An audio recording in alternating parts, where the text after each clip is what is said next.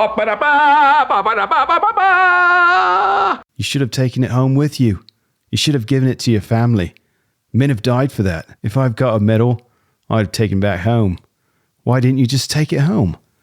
Look, it's just a bit of bloody tin. It doesn't make you special. It doesn't make any difference to anyone.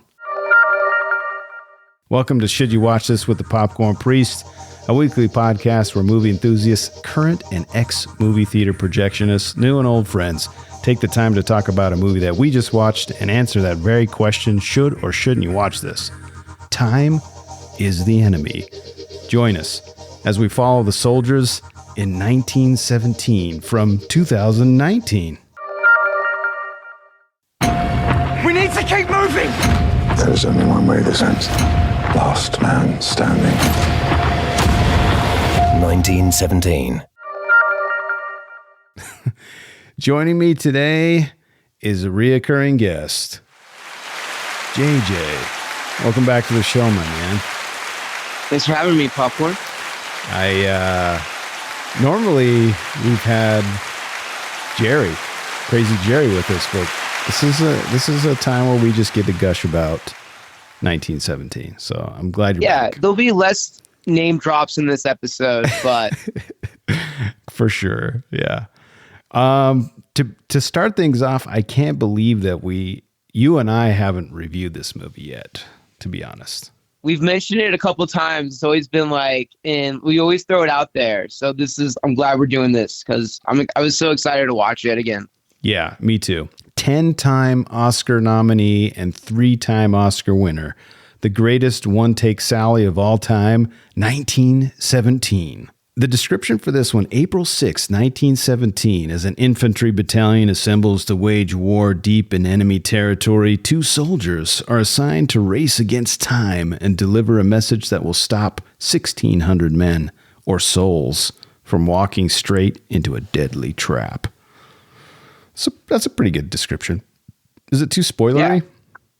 Nah, it's accurate. Yeah. Written and directed by Sam Mendes, director of such films as Skyfall, Spectre, and underrated, I think you'll agree with me, Road to Perdition, to name a few. 100%. I knew you were going to say Road to Perdition right there. That's actually probably my second favorite Mendes film behind this one. Yeah, I think for me, it's probably number 3. I like Skyfall quite a bit, but Skyfall is excellent.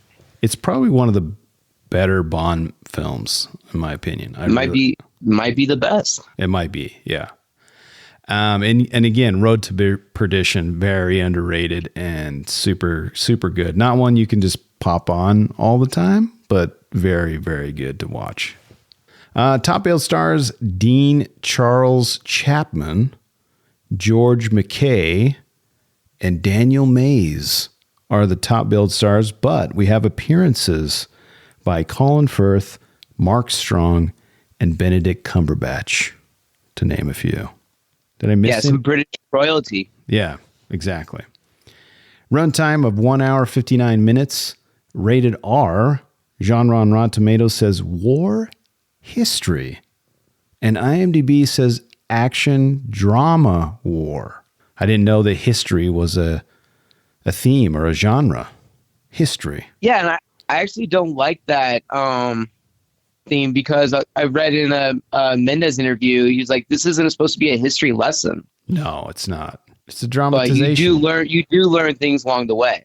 Yeah, it's not like they didn't take into effect, trying to be period correct and all the scenery and the sets and everything that I guess you can't say they built them, but they did build sets in the scenery. But yeah, it's not a history. It's not a documentary. But I wanted to pull out, because I've never read this on the show before. I usually like to pull out the IMDb rubric and why these genres are what they are. And this is what IMDb says for war. What is it good for? Absolutely nothing. Okay. The war says should contain numerous scenes and or a narrative that pertains to a real war. i.e. past or current. Note, For titles that portray fictional war, please submit it as a keyword only. And the examples are, get this, 1917 is an example, Saving Private Ryan, and Platoon. Okay. So I actually like those examples. Usually the examples are pretty lame. And that description is pretty accurate. Yeah, it's going to be about a war. Yeah, thanks. Thanks, IMDb. Speaking of IMDb, the rating is 8.2 out of 10 from 583,000 reviews, which is really high. I mean, anything over a 7, you got a really great movie. I think like Lord of the Rings and Shawshank Redemption or something like that, which is super high, is, barely in the top 8s. So yeah, I like the IMDb's top like 250 they do. Yeah. With the ratings, and I think this is like just over 100.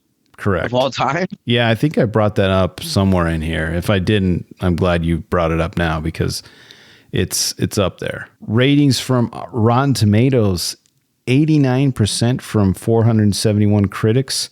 And what do you guess the audience rating is? Unless you already looked it up. I didn't look up Rotten Tomatoes.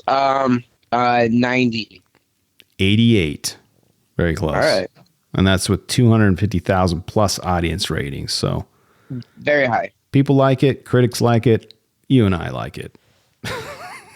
Where to watch this? At the time of this recording, you can only rent or purchase the digital copy from your preferred purveyor of digital media. If you choose the highest tier of our Patreon account, you'll have access to the Popcorn Priest permanent collection. Go to patreon.com/Popcorn Priest for details. All right, this brings us to the most celebrated category of the show. Popcorn Reviews the Reviews. This is where we pluck out some gems from the normal moviegoers who have gone and added a review to IMDb or Rotten Tomatoes, and I pull out usually 2 to 3 really horrible reviews and then contrast them with some really good reviews. Sometimes I do the good ones first, sometimes I do the bad ones first. This case, we're doing the bad ones first. Get ready for this because I know you're going to have some problems with these. Well, there's been some good ones in the past, so I'll buckle up.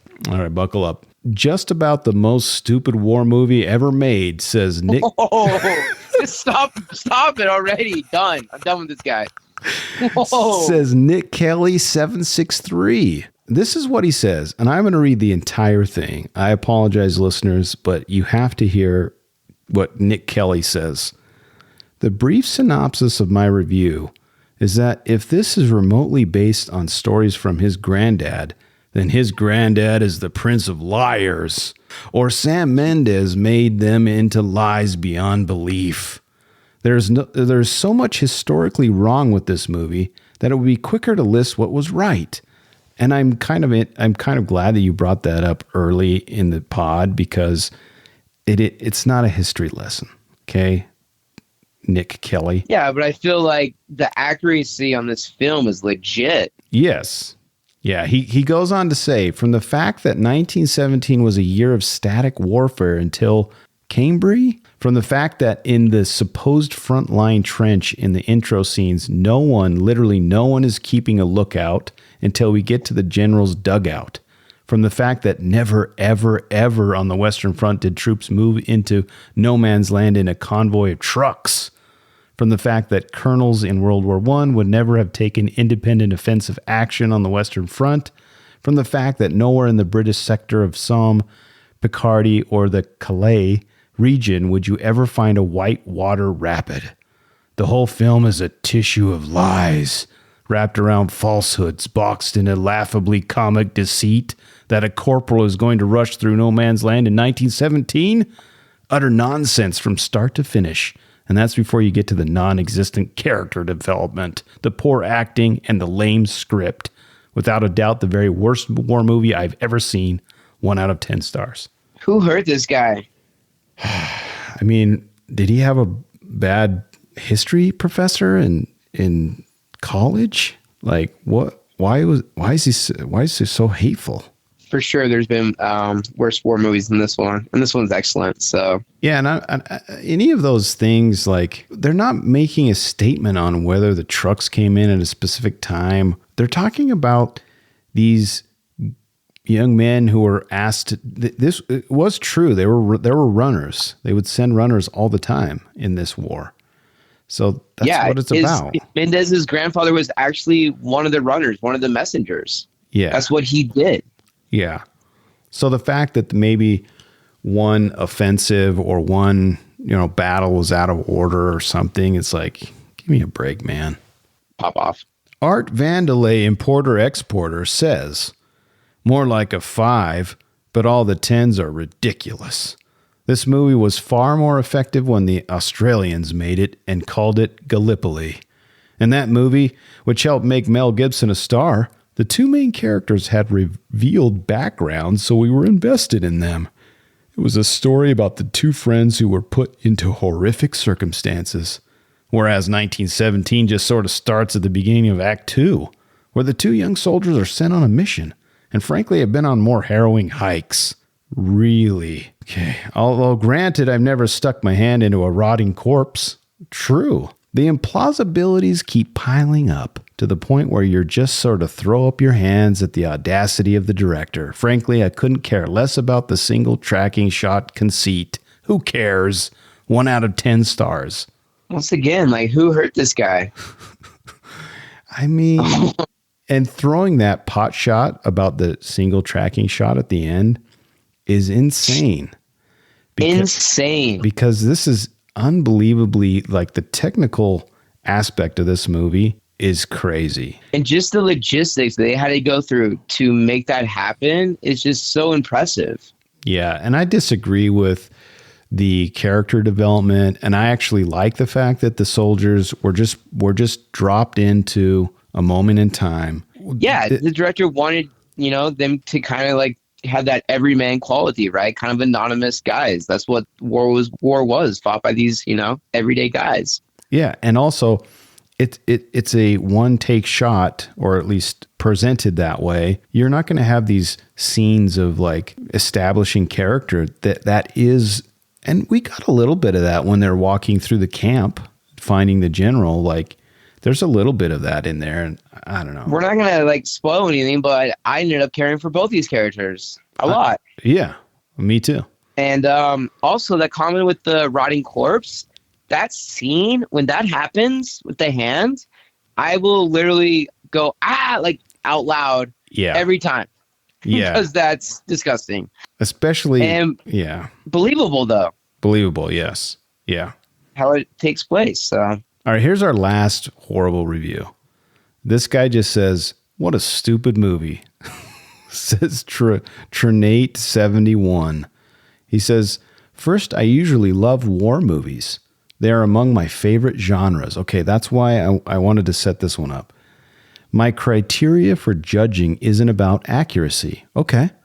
He says, it's about plot, character development, and the usual good storytelling. And listen to this. I love Dances with Wolves, Saving Private Ryan, Midway. I even liked Hacksaw Ridge, even though I thought it was pretty stupid for a person not to carry a gun in war. But this 1917 movie was just stupid. Its poor copy of Dances with Wolves, Saving Private Ryan, and Hacksaw Ridge. Probably a copycat of other war movies too, but 3 examples is good enough. And here he goes into each one. And listen to how he compares them. Again, Dances with Wolves? I mean, yeah, what? What? That's Avatar, man. Okay, remember the beginning scenes where Kevin Costner gets on his horse and rides across the battleground where the enemy could take open shots at him? Yeah, just watch towards the ends of 1917. You'll see what I mean. Okay, bro. All right, let me get through the review before I take pot shots at this guy. Saving Private Ryan. Remember how they were on a mission to save Private Ryan in 1917? 1917, it's another brother they want to find. No, it's not. Hacksaw Ridge. Remember how the main character doesn't like violence, so he refuses to shoot anyone or even carry a gun? Pretty stupid in war, right? What would you do if your enemy's plane came crashing down in a flame of fire in front of you? The same enemy that would... maybe I should not say this part. I'm gonna. I have this in a puzzle, dude. I'm going to skip this. I'll skip this part because it's a little spoilery. But he goes on to say, no wonder the stupid Parasite movie won at the Oscars. There's just too many stupid movies being nominated. 1 out of 10 stars. I mean, there's a lot to unpack here, but number one, you're comparing it to Dances with Wolves with one shot that Kevin Costner doesn't get shot. The movie is, you can't compare an entire movie with one scene. You know what I think of that review? Stupid. It's stupid. That's the guy's favorite word. Let's see. I think I have a soundbite for that.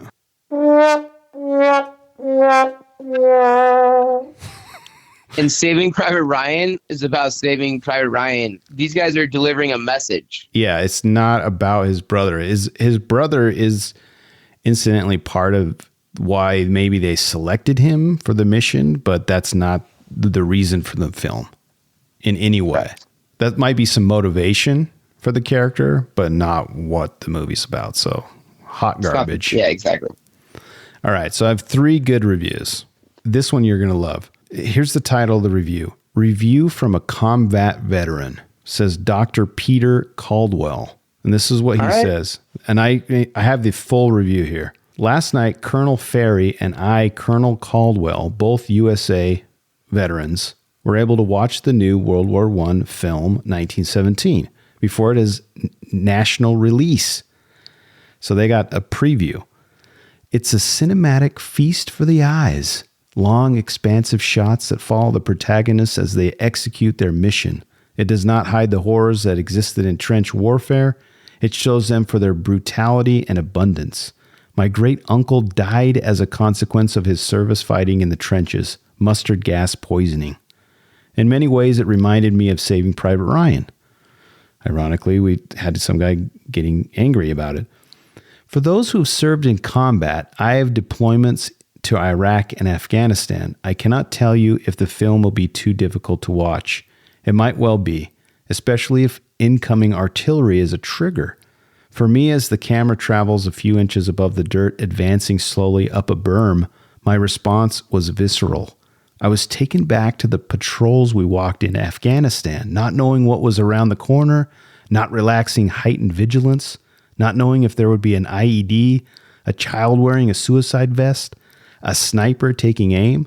For the protagonists in this film, as for all who served and are serving the climb up the berm, there's no sigh of relief, no respite from the fear of uncertainty. They survived to move forward to face more uncertainty. Watching allowed me to pay homage to my great uncle and the approximate 800,000 other Brits who were killed or died as a consequence of their service. Germany lost over 2 million soldiers in the war.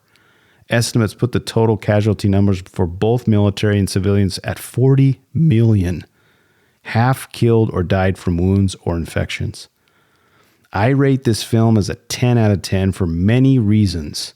Directing, acting, set design, cinematography, musical score, the raw emotion it invokes. Some critics have said that they never felt a connection with the characters. I suspect they never served in combat. While the brotherhood, including female warfighters, is strong, there is also a common characteristic possessed by all warfighters: the ability to focus on a mission and suppress emotion, even as those around the fighter fall. This was the quality I recognized in the actors and why the viewer doesn't bond with the main protagonists. We, the viewer, were on the mission with them. We grieve as we can and move on. Watch if you will, but know there is no pleasure in watching, and the film will grab you in the beginning and not let you go. Even though we know the outcome of World War I, there is no joy, there is no peace. Watch because it will allow you a glimpse of the horror and brutality of war. Reflect on their service and sacrifice. Note, as we, the viewer, are walking through the trenches, glancing shots of the young soldiers show them with their flat effect, isolation, almost apathy. This is the face of shell shock, what we know and now call post-traumatic stress disorder. For original World War II footage, watch They Shall Never Grow Old, an exceptional documentary, 10 out of 10 stars. I'm sorry that was a little long, but I think that really sums up from someone who was in combat why this movie's, for many reasons, why it's really good. Yeah, that was really well said. And I like that he actually references that They Shall Never Grow Old documentary, which Peter Jackson did. That's what you want to go to see history, okay? This is a dramatization. Okay. Yeah, that's such a good movie though. If you want to do like a back-to-back that in 1917 really works well. Yeah. And what they did with the footage is unbelievable. It's really, really, really cool. All right, here's 2 more really good reviews. They're shorter. So I'm sorry, but I just feel like I needed to say that from him, and it was awesome coming from his mouth, so I didn't have to say it. And he's a doctor, so. Yeah, he's a doctor and a colonel, so pop off. Let's see. Toothless Alpha Male says, don't listen to the critics. This movie is a masterpiece. Obviously, yes. Like some critics say, the film story is basic and simple. That doesn't mean it's a failure. You don't need something filled with twists and swirls for it to be good. This is a war movie, and it focuses on that very well. Another thing critics say is that the characters are underdeveloped. That is not true. They may not show much emotion or backstory, but you can feel it, and especially relate to it if you're a war veteran from World War I. I am clearly not, but I must say they handled this film very well. Don't listen to the critics. Keep what I and many others who like the film say and watch it. It's a worthy watch. Once you combat all the cons of this movie, you're left with the greatest war movie and possibly the best movie of the year. 10 out of 10 stars. Yeah, 100% agree with that last statement. I think it was the best movie of the year. I agree. Toothless Alpha Male, we salute you. And time out. How does he eat? Is he like just eating in tubes with no teeth? He is an alpha male. He just punches his meat until it's just mush, and he just scoops it in. Thanks, Toothless Alpha Male. He's got to alpha that meat, bro. He's got to tenderize it. In between writing IMDb reviews, he's alphaing that meat. He's alphaing that meat, bro. The last one is from Frederick22. He says, here goes the Oscar for Best Cinematography. Guaranteed Oscar, period. A technical and visual triumph. Bravo, Roger Deakins. 10 out of 10 stars. First off, it's Sir Roger Deakins. Put some respect on the man's name. I was about to say that, and I knew you would bring it up. He obviously, I kept that out because he didn't put it in there. But yes, Sir Roger Deakins. And I'm assuming this was written before the Oscars because he does end up winning that. Correct. Yeah, that's why he actually wins 40 awards for this movie. Correct. Yeah, that's in by the numbers. But yes, 40 awards for this film, and well deserved. And I agree, it should have won Best Picture. Parasite ends up winning it. I think Mendes probably should win Best Director as well that year. Yeah, I do like Parasite, but not over 1917. Yeah, but super strong year. You had Joker, Once Upon a Time in Hollywood. There was a lot of great picks that year. I don't understand how it lost the production design. That's insane to me. It's very insane. Let's get into, should you watch this? 5 reasons why you should watch this. I'm going to give my 5 reasons and you chime in. Here's number 1. This one's hard, and I'm not saying if you're a fan of war movies or if you like war. I'm not saying like we're celebrating war, but if you appreciate war movies, then this is for you. Yeah, exactly. Yeah, you can be a fan of war movies, absolutely. Yeah, I just didn't want to come across it like I love war. Like I don't love war, but I like war movies. That's okay. Yeah. That's okay. We know what war's good for. Absolutely nothing. Number 2, if you want to see a one-take movie in quotes, then this is for you. Number 3, if you know about Sir Roger Deakins, then get in line if you haven't. And then number 4, if you don't... What have you been doing with your life? Yeah, and that's my number 4. If you don't know who Sir Roger Deakins is, then you should also watch this. Both reasons 3 and 4. If you know who he is or if you don't know who he is, this is for you. I like it. And number 5, if your blood pressure is just a little too low, then start to watch in 1917 Stat. Yeah, it will crank it up. I really like that. I saw an interview with Mendes, and he said he wanted this movie to feel like you're into this like ticking clock, Yeah. while you're also experiencing like distance and difficulties, and there's like no way out. And that's how you feel. You're focused on these two characters for, the movie with this one shot, and you're just on this journey with them, and it's great. Yeah, and what a awesome vehicle to pull you along the story with a one-take movie. It's really amazing. Super impressive once again how they pulled it off. Yeah. Any other reasons why that I missed? Those are all good reasons. All right. What I think one of my main reasons of this movie is the sets just really impressed me. They're just so authentic because they did build and create all the sets, and as you're going through the journey with these guys, it's just really, really well done. Yeah, if you have a chance, JJ and I both have the 4K Blu-ray of this, which if you don't have it, it's worth the investment. It comes with a lot of really cool special features, and literally like they talk about it in there where they have to build these 360-degree sets because they're filming all around the characters, so there's nowhere where you can't see stuff. And so it's all has to be in camera. And obviously no location can ever repeat because you're on this journey with them as they travel, Correct. So it's just completely different. I know they built over a mile of trenches. Yes. I knew you were going to bring that up, so I didn't put it into... Well, actually, no. I did put it into By the Numbers. It is a number. Yeah, let's get into By the Numbers. That's a good segue. For God's sake, just give me the damn number! All right, so you just said it. 5,200 feet of trenches were dug for the film. I mean, a mile. That's a lot. And once again, though, like the authenticity of this, the trenches, like you see the difference between the German trenches with the concrete, and they're nice. Obviously, the Germans thought the war was going to last longer versus like the British who are kind of worn down. Correct. It's just so authentic. And as you're traveling through these trenches, you just feel, it's so immersive. You truly feel, at least I did, like I was there. Yeah, all the mud. I mean, the mud was, it's not like fake mud. It's all mud. And even the production crew, they went through it. It was a tough shoot. Let's get into box office By the Numbers. On a production budget of $100 million, guess what it made back? Triple?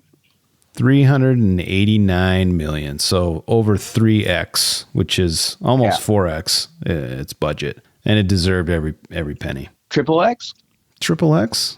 Is X's mean it's really good? It has to be, right? Yeah. Vin Diesel tells me. Sir Sam Mendes. Did you know that he was also a sir? What? He is? That's what I've been reading. Sir Sam Mendes. Oh, congrats to Mr. Mendes. I'll start putting respect on your name, sir. Maybe. Everything that I find on the internet is true, so it's got to be true. But all the stats that I found were calling him Sir Sam Mendes. Props to Sir Mendes. It's well deserved. It is. So Mendes and Lee Smith, the editor, stated that despite the apparently continuous shot, broken only by one interval of unconsciousness, actually dozens of invisible edits were made. It was concealed by transitions, moves behind objects, and so on. According to Mendes, the shortest unbroken shot was 39 seconds, while the longest single continuous shot was 8.5 minutes long. And my voice kind of broke at the end because I was like a small child. I enjoyed that so much. Yeah. Do you know how many edits were made? No. 48. Really? It's more than what I thought, right? I thought it would there was be more. More. It's 48. 40. Considering it's a 2-hour movie and the sheer mass of shots and how they stitched everything together. I only noticed it, especially this time. I think this is my 4th or 5th viewing. I could notice some of the shots. I'm like, okay, there's probably where one was. There's probably where, but I only could count maybe like 6 or 7, I didn't count 42. So that's pretty cool. Yeah. And like you were saying, like the longest one was like 8.5 minutes. So super impressive. the movie was filmed and edited to make it seem like one shot, like we just talked about. Alfred Hitchcock created this effect 71 years previously in a movie called Rope from 1948. Did you know that? I didn't. Rope is an insane movie. You should watch it. Is it like Nope? Nope. It is not like Nope. It is actually good. All right, I might check it out.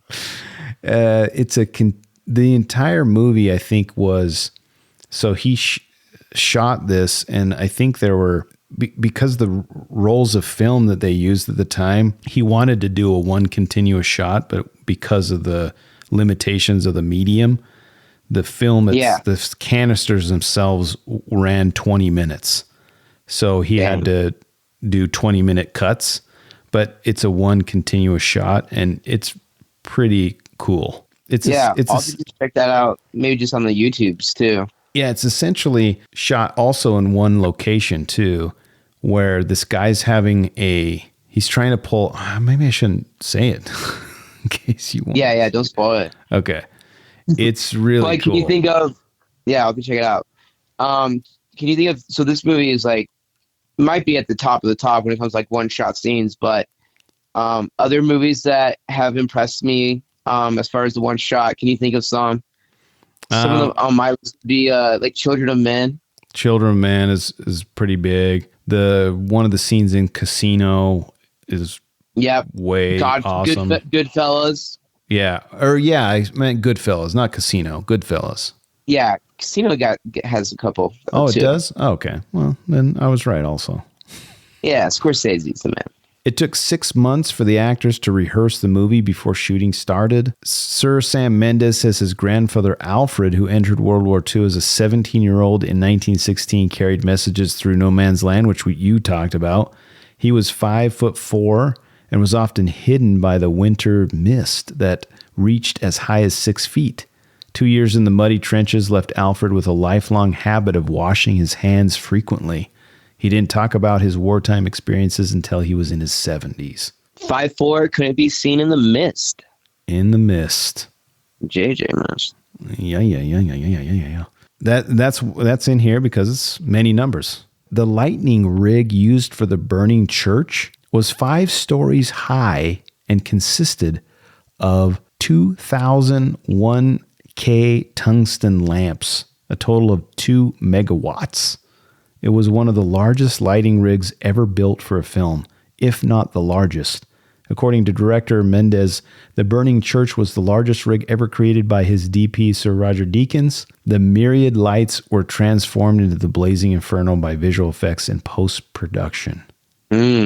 Which, that's surprises me too, because I thought it was on fire, but it was lights and then CGI. I thought so too. I thought it looked super real. That's one thing I loved about this movie is like the practical, how they use the flares to light up things at night. Oh man, when they talk about that in the behind the scenes footage of the flare scenes where they built those tiny models and then they built these giant rigs where they could repeat these flare shots with precision at each time so that they knew exactly where the shadows were going to move and when to start and when to stop. By far the best scene for me in the movie is that scene where he's walking through that bombed out city. Yeah, the city ruin scene at night is incredible. But you're talking about the behind the scenes features. How impressive were those models that they built? Oh my gosh, the models were so rad. The trenches and all like the map designs they had to do. Like they had planned all this so meticulously. Yeah, the one thing that stood out to me was the fact that he's like, the movie had a challenge of not only do they have to figure out how long the shot is, how many minutes or seconds it is, but they also need to measure out in length of actual Earth how long they're walking so that they can hit that amount of time and then rehearse that to boot. Yeah. The scenes have to be, like you were saying, exactly the set. And I like when Mendes was like, the land can't be longer than the scene, and the scene can't be longer than the land. Yeah, exactly. It's like, how many movies are like that? None.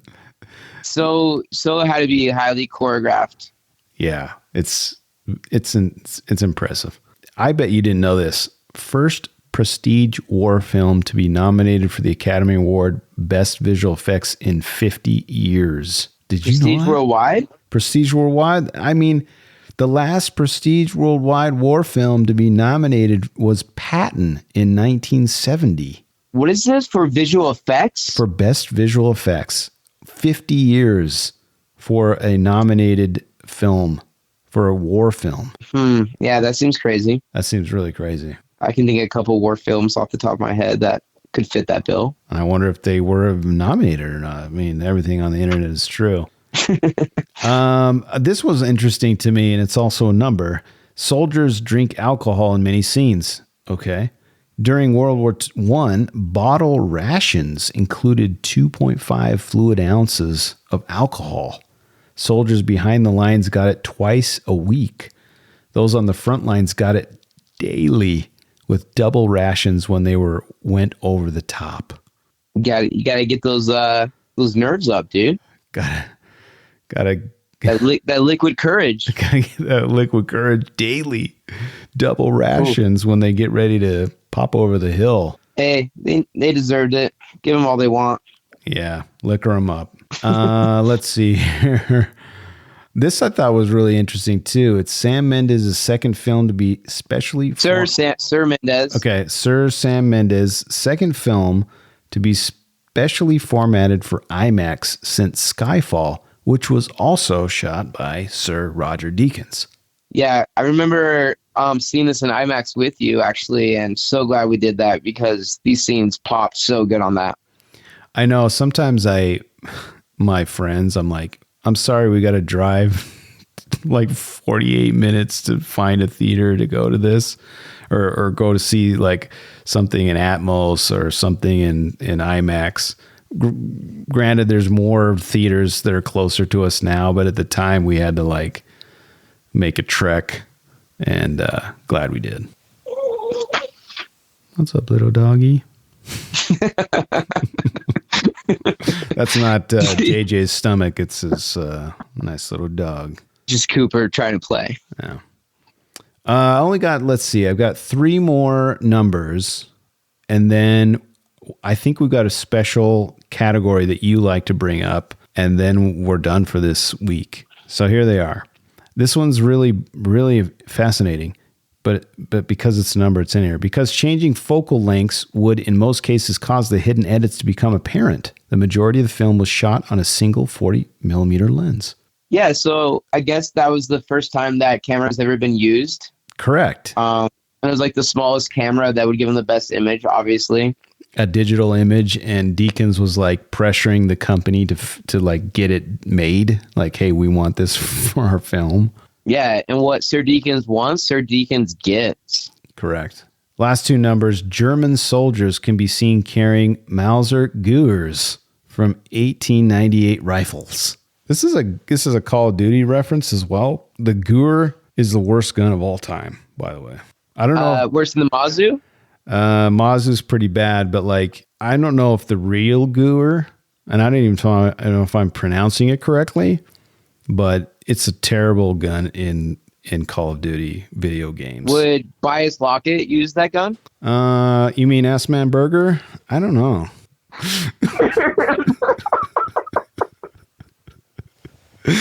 Oh, jeez. That guy. Yeah. All right, got it. Shout out to Sir Assman Burger. He'll never hear this, so it's no big deal. And the last number I have for you is upwards of 500 extras were used in some scenes. That's really impressive as well. Yeah, for sure. The final scene, we don't want to spoil anything, but I loved how they used so many extras. You could see the plethora of them. Yeah, exactly. All right. I got a number. Oh, all right. Hit me with the... I thought you would bring this up, but the day, you know which the date is? It's April 6th, 1917. It says at the very beginning of the film. Correct. And that's a historic day because that's the day the United States actually declares war. Ooh. We joined forces with the Brits. Yeah. Shout out USA.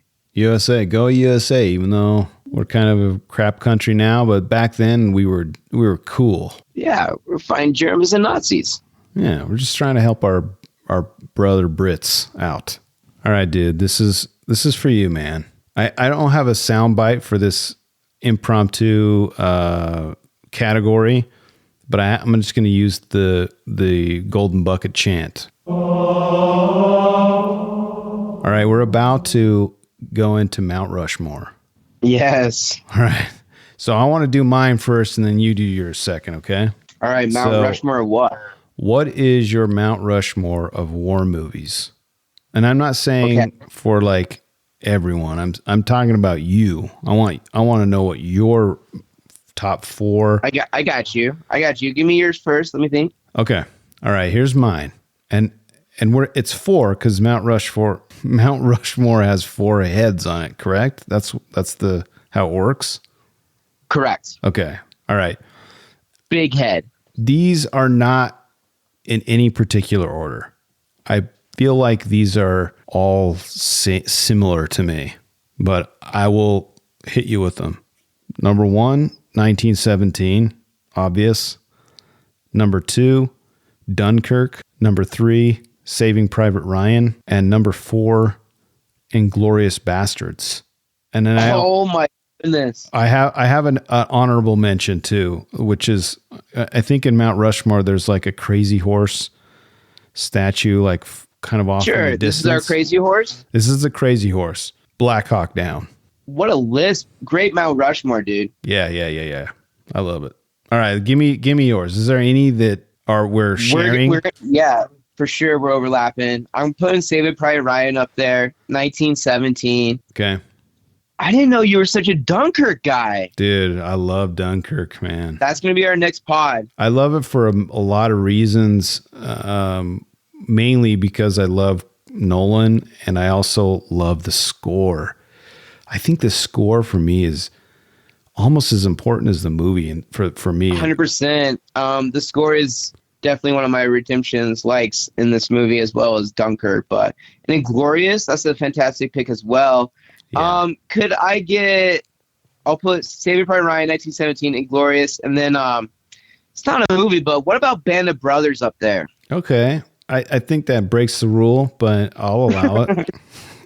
Yeah, and my Crazy Horse.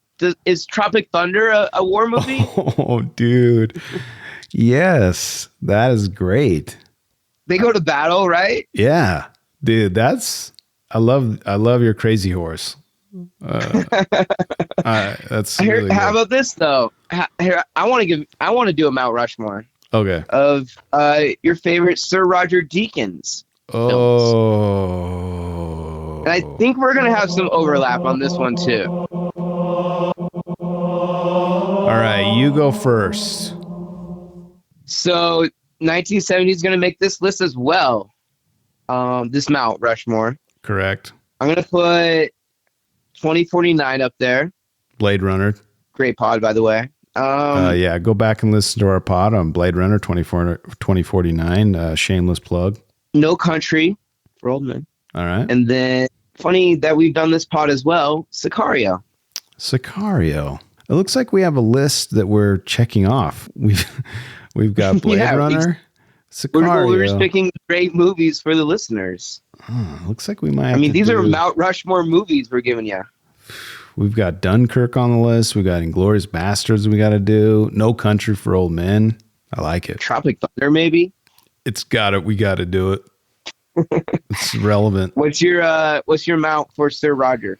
This was really hard for me because I love Sir Roger. I'm just going to call him Sir Raj. I just looked at his list of his portfolio and it's just stacked. So he's the GOAT. Here's how crazy mine is. And I'm embarrassed to say this, but you told me about this, so I wanted to be prepared. I was writing all my list down, and I didn't even put 1917 on here because I was blown away by all the other films that he's done. I mean, I could swap out 4 different movies from my Mount Rushmore and be completely like satisfied. So like and fine with it. It wasn't like on purpose that I missed 1917, but I got to put it on my Mount Rushmore of war movies. So here's my 4. Blade Runner 2049, we overlap. Sicario, No Country. So 3 out of the 4 we already overlap. And I didn't tell you these beforehand. And number 4 is Skyfall. Ooh. And here's my crazy horse.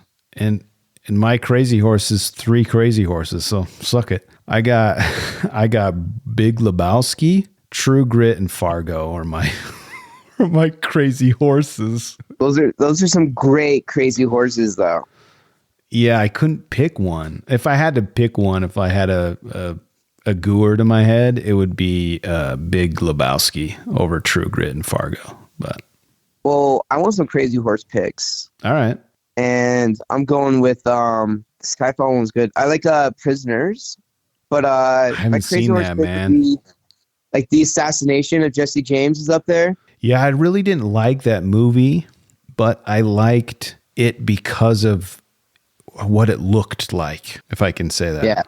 Yeah, for sure. The cinematography. And I think we need to mention he also did Shawshank as well, which is one of my favorite movies of all time. I know. I wanted to put that on there as well. It's just the list keeps going, man. I think you win that. Mount Rushmore with the Crazy Horse, with the Big Lebowski and Fargo. Perfect picks. Those are mine too. I love it. This is good. Is there anything we've missed for part 1 of our breakdown of 1917? I think we covered it. I think it's good. Get out there. If you haven't seen it, go see it. If you have seen it, go see it again. Just let it be part of you, and then come back and listen to our part 2 of 1917. I got something for the listeners, if you allow it. So I got a free streaming and download code. Whoa. I want to give out. Wow. What is this? So if you haven't watched 1917 and you like the pod and you want to go watch it and then you want to go listen to our second pod, go to universalredeem.com, REDEEM, and then you enter the redemption code of UW2THXXVF70T133.